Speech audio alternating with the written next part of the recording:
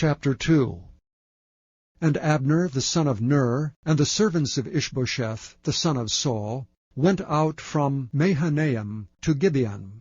And Joab the son of Zeruiah, and the servants of David went out and met together by the pool of Gibeon. And they sat down, the one on the one side of the pool, and the other on the other side of the pool. And Abner said to Joab, Let the young men now arise and play before us. And Joab said, Let them arise. Then there arose and went over by number 12 of Benjamin, which pertained to Ishbosheth the son of Saul, and 12 of the servants of David. And they caught every one his fellow by the head, and thrust his sword in his fellow's side, so they fell down together. Wherefore that place was called Helkath-haz-Zurim, which is in Gibeon. And there was a very sore battle that day, and Abner was beaten, and the men of Israel before the servants of David. And there were 3 sons of Zeruiah there, Joab, and Abishai, and Asahel. And Asahel was as light of foot as a wild roe. And Asahel pursued after Abner, and in going he turned not to the right hand nor to the left from following Abner.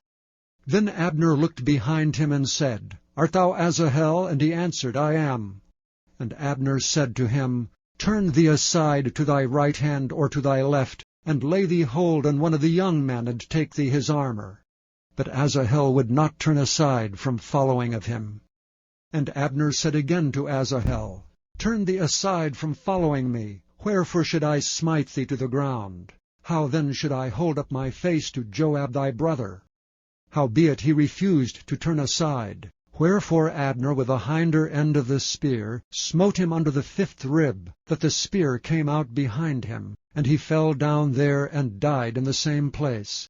And it came to pass that as many as came to the place where Asahel fell down and died stood still.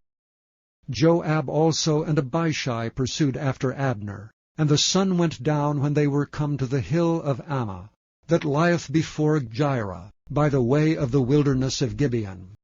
And the children of Benjamin gathered themselves together after Abner, and became one troop, and stood on the top of an hill. Then Abner called to Joab and said, Shall the sword devour forever?